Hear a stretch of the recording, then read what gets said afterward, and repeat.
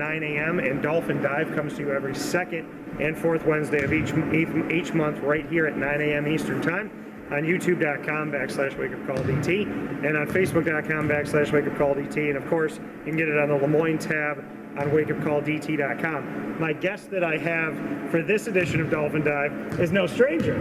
He has been on my show at West Genesee. He's been on my show with Sienna, been on my show with Bryant, and he's now on my show at LeMoyne.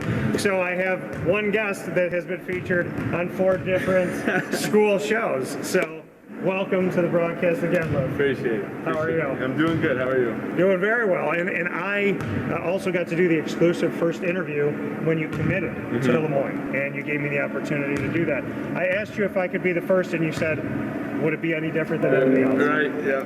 So before we start with anything, I want to say, over these years, thank you for being loyal to me and just always making sure that I'm a part of what's going on. I appreciate it. No, absolutely. And I appreciate you taking part in being active and kind of following us. And I appreciate that too.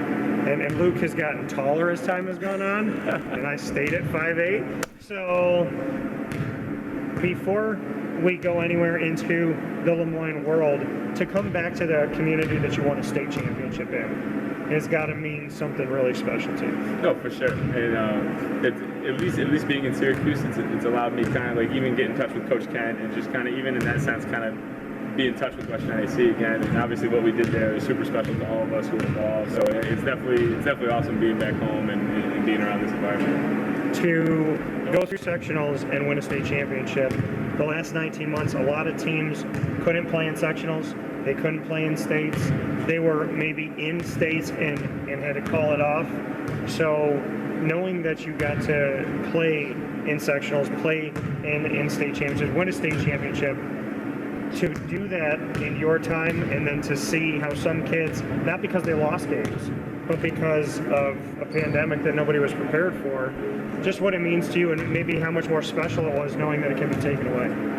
Because funny enough, when we were talking about this not too long ago, it was just like, because that championship run was probably one of my favorite memories to do with basketball. And we were thinking, like, if that got cut from us, like, what that season it wouldn't have been as important to us, if, you know what I mean? So being able to at least experience that and have that, I mean, that's something we still share and talk about to this day with a lot of those teammates. Like, we stay in touch and we talk about that.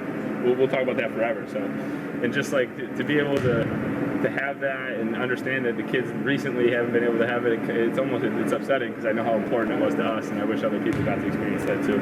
Could you ever have imagined being in a situation like that where it's a team that gets to, I mean, I spoke with my cousin, Dan Tortora, who's moving on to play D1 lacrosse, and they played sectionals and there were no states. So she said, we never know how far we could have gone. Mm-hmm. Could you have even, and when you look back on it, knowing that you won a state championship, if it stopped at sectionals, now looking back on it, having known what could have happened, if you went back in time, do you feel like if that was you, that you would have felt like something was stolen from you? I think for sure, because I knew after we won that sectional championship, and as you know, Coach Kent's thing was day by day, so we didn't really look too far ahead of the future, and just being able to accomplish what we did was really awesome. But like you said, I think if that was taken from us, it would have been a lot of questions for us, and it would have been really unsatisfying if that got stripped from us.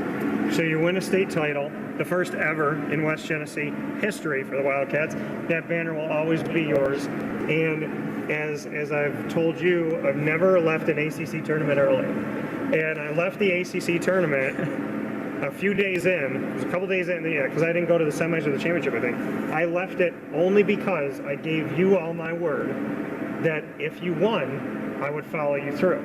That if the team got there, that I would go. So for the women's team and the men's team, the girls and boys team, I said young men, young women. But I went out with West Genesee. I literally flew home, got my car at Syracuse Hancock Airport, drove straight to Binghamton for you.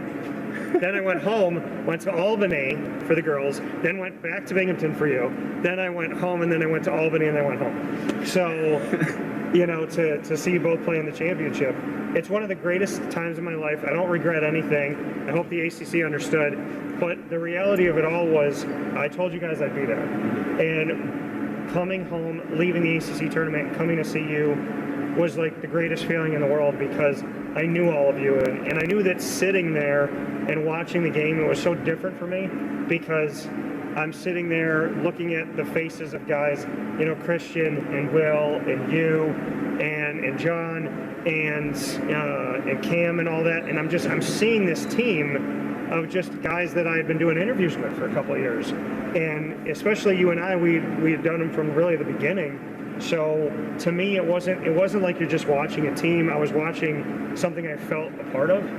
And after you guys won, to have that moment, to be on the court with you and Will, and then I'll never forget Fred putting his arm around me, and I said, "Do you feel it yet?" And he started laughing, and he goes, "Well, this is your championship too." And I was like, "No, it's not. I didn't do anything." He's like, "You were with us."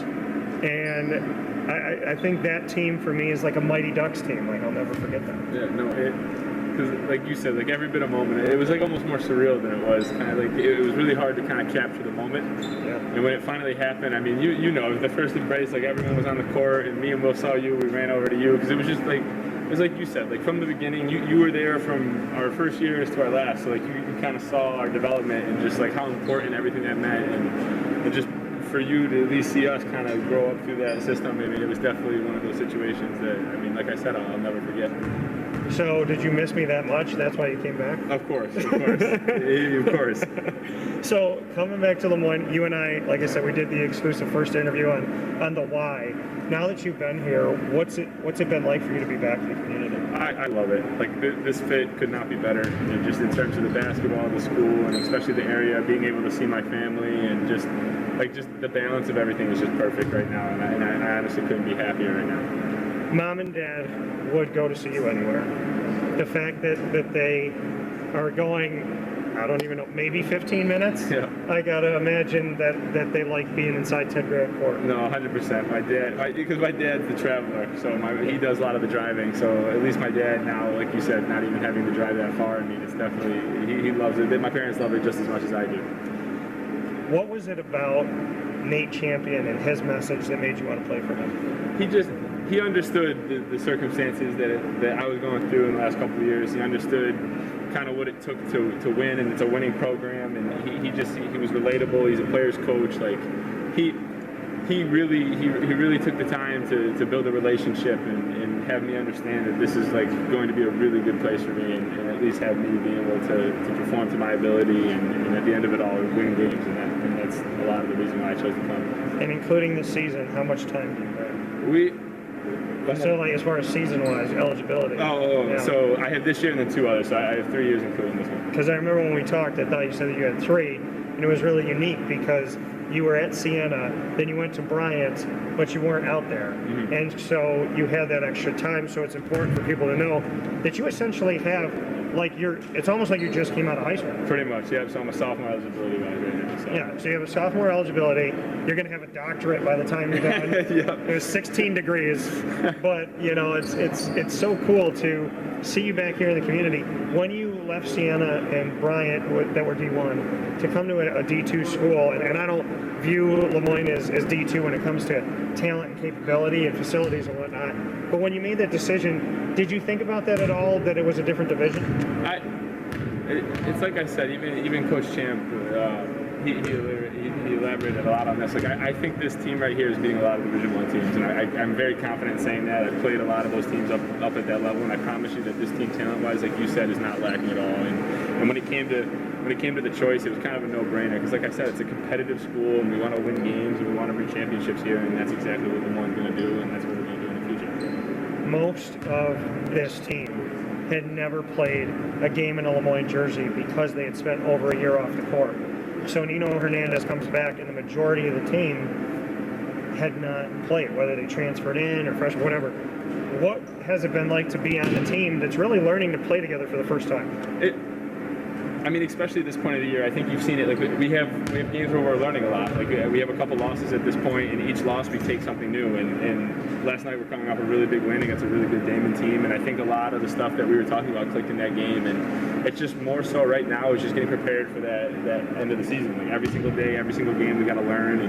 And like you said, we've never played with each other, so it's a different experience every day. And the goal is just to get really comfortable with playing with each other, and eventually it's going to click, and you're going to see the team that we know we can be. Who has challenged you the most of your teammates out there? I see that's how you know you have a good culture. You know what I mean? Like, because when you go out and practice and everyone's pushing each other, and I think at times we can be more competitive, but I think right now we all do a really good job of making sure that we're giving everything we got. Like, we understand what's at stake. We know what we all want to do, and just because of that, everyone's kind of pushing each other to be their best selves. You've had to wait because you had this unique circumstance of playing in the dome, which is also something that, you know, you weren't not accustomed to. So you know, from high school and whatnot. So you come back, you play in the dome, you have this opportunity, and you're in an exhibition between LeMoyne and Syracuse, and you get hurt. Yeah. And when you got hurt, everybody kind of had a gasp. And there was this thought of, could he be out the season? Bring me into that moment in the dome, knowing like, I'm finally back in the community, I'm gonna play again. This is my third college or university that I've been to. I've tried to find the right fit, and here this happens. I mean, you had to have felt in that moment like, God, why? Yeah. I guess. No, because I said that to our trainer Dave, who's awesome. He's been a lot with our rehab, and I said it in the moment. I think when it happened, it wasn't so much that I was in pain. It was just more like disappointment. And I was just more upset at the fact that, you know, it felt like at the time I couldn't catch a break, and it was just the timing of it couldn't have, you know what I mean? Could have been a better time to do that if it was going to happen. But it's like you said, everything kind of happens for a reason, and I'm not going to question what happened. I'm just kind of, the only thing you can do is get better from it. So I believe in God's plan, and here we are. And luckily, I'll be able to kind of get back on the court pretty soon at this point. So I mean, it's just at this point, just improving every day, and just not taking any moment for granted. The original thought was not good. Bring me into the why, God, why, which quickly I think turned into for you, oh my goodness, it's not that bad. I'm going to be able to play this season. Yeah. Like, it went from something not so great to kind of a blessing, even in some adversity. Yeah, for sure. It's like any injury. When it happens, you know, you always sit there and it's like, oh, like, why does this have to happen? What's going on here? And obviously in the moment, it was not the best time for it to happen, and especially like you said, I was just kind of getting my feet, you know, under me, and I was really having fun, and then it ended up happening. And after kind of getting the results, I found out how bad the injury could have been versus what it was, and then it kind of more changed to like why now to more like, okay, like this is what happened. It could have been this. Like, it's more like I should just be happy that it's as minor as it is right now, and just kind of like I said, just focus on getting better and focus on getting back on the court and understanding that it could have been much more severe. So. You still have not played in your first LeMoyne game that counts. Yeah.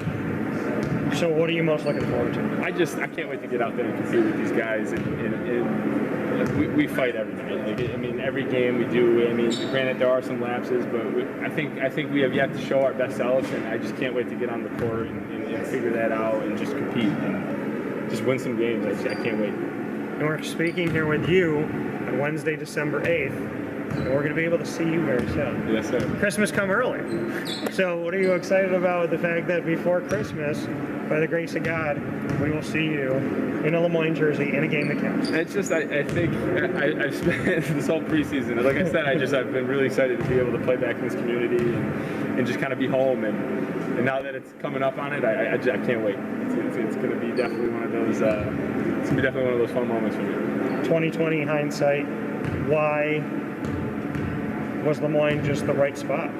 Just like I said, it was home, everything about it, the basketball. I mean, just being able to kind of play the sport that I love in the city that I grew up in, and being around family and friends, and just having that support base. It just made sense. Like no other option would have made sense.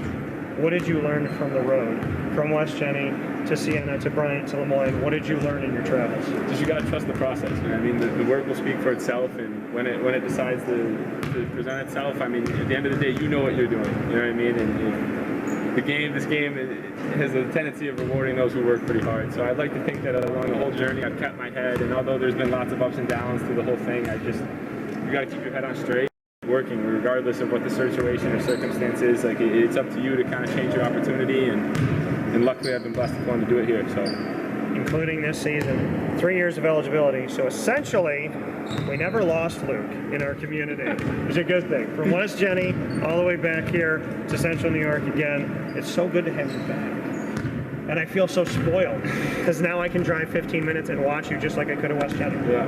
No, I mean, like I said, it's good to be back. It's good to be having these again. You know what I mean? It's good talking to you again, and it just, like I said, it feels like West Genesee again. So I mean, it's comfortable. I'm happy, and it couldn't be better. Is Coach Kent going to be coming out here when he can and rocking some Dolphin gear? 100%. I mean, he'd have to at this point because I get on him because like we've kept a real good relationship throughout the year. So he'll definitely be at a lot of the games he can make for sure.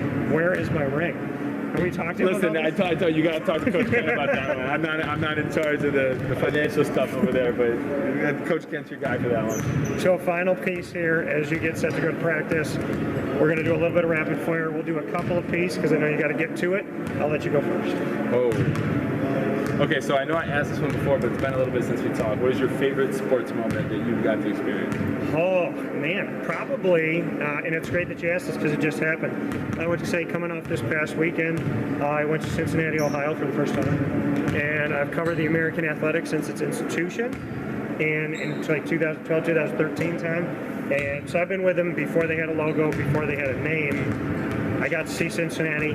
I have pushed for Cincinnati all year long to get in the college football playoff. I pushed for them last year to be in it. I was at the Peach Bowl first day of this year, January 1st of 2021, to watch them. They fought Georgia all the way to the bitter end. Georgia had to kick a last-second field goal to win from the SEC. And so this year, I just hoped and I pushed and I went down and I said, I want to be there. And they got it. The next day, I'm flying home. I see it on my phone that they got chosen finally to be in the college football playoff. The American Athletic did it. Cincinnati did it. And I spent time on the field. I broadcasted from the field. The coolest things I got to do, obviously talk to Luke Fickell, who I've known from the beginning. And outside of that, to be on the field, be on the 50-yard line, take pictures, shoot video, take some of the confetti, put my hand on the field and touch like the Cincinnati logo, the American logo, everything there. And then after that, almost everybody had left the arena. There was only staff and media, and I sat in the bleachers. I sat in silence under the stars for a little while.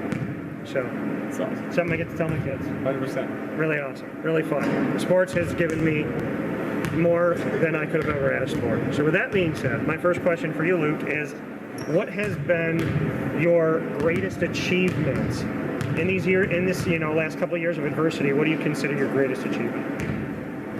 I think just sticking to the plan. You know what I mean? I think I pride myself on being a high-spirited individual. You know what I mean? I think that, like I said earlier, I think everything happens for a reason, and just for me I'm most proud of myself kind of sticking through a lot of the stuff that didn't go my way. And a lot of people, I mean, regardless of the fact they say, oh, you went here, you went went there, they're going to have opinions on what made me make the decisions. But at the end of the day, I'm happy with my decisions. And I think that what I did was best for me. And at the end of the day, I mean, that's all you can really do. You know what I mean? So I think for me, it'd definitely be just kind of sticking through the ups and downs and just staying true to myself and believing in myself. In Ted Grant Court, I'm excited for the Luke chant to come out when Luke plays and he hits a shot, gets a block, grabs a rebound, whatever happens here. It sounds like boo, but it's not. It's Luke. I want to hear that in Ted Grant Court. I might be doing it by myself. I'm fine with it. If I start it, I'm going to do it. You'll hear me out here. And it's funny because a few games ago I sat right behind here, and obviously I see you because I always know where you're at, and I respect you and appreciate you like family. So I see my little brother hanging out, and I'm thinking like everybody's in game mode, and then at one point in the huddle you looked up and you were like, so I appreciate that as always. And I'm spoiled now that I have that. What's your last one for me? Okay, this is different, unsports related, but out of all the places you travel, what is your favorite food to eat, do you think? Oh man, I would have to say Memphis barbecue. Wow. Sticks out to me so much. Memphis barbecue is fantastic, and is that what I want to pick for sure? Yeah, probably. That's the thing that's like, because I'm chasing it now. Yeah. And I might, like, if I get the opportunity to go to Dallas and some other places, I might be looking for, but Memphis barbecue's done me right. And an egg everything bagel on Long Island, Lexi Petraitis can speak on this, who was on Dolphin Dive, but an egg everything bagel with walnut raisin cream cheese from Long Island. Only Long Island. So good. So we're gonna stay with food here. What is like when you go home for some home cooking? Do you get to go home a lot now to get some food? So I know where you're going with this. It's an easy answer. Okay. Easy answer. So my grandma, right? Yeah. We call her Nana from Italy. You know what I mean? that whole thing. She makes a homemade pasta and sauce. Yeah. It's undefeated. So she makes the pasta? Everything's from scratch, and every time that I'm home, that's where we're best there is. I love how you said G-Ma because my mom's mom, I called her G-Mama. So she was the best at making so many things, including her stuffed shells. So homemade sauce. She hated pasta, but she made incredible pasta. She never taste tested it. Really? It's crazy. She made braciole, she made meatballs, everything. So with that being said, in this edition of Dolphin Dive, I just wanted to have the opportunity to officially welcome back this guy to the court, to Central New York, to college basketball. Luke Sutherland is going to get to play again. God, watch over this man. Let him play these next 3 years out and have a great time. So proud of you. You know I love you. I'm happy for you. I could not want somebody else to get on the court more than outside of like myself getting applied. I want you to be out there. I appreciate it. Luke Sutherland, LeMoyne Dolphins men's basketball, myself, Dan Tortora. This is Dolphin Dive. Check it out every second and fourth Wednesday at 9 a.m. Eastern Time, exclusively on Wake Up Call in our Multimedia Marketing Partnership. For now on YouTube, Facebook, and all of our channels. Thank you so much for watching. Thanks, Luke. Appreciate it. Gotcha.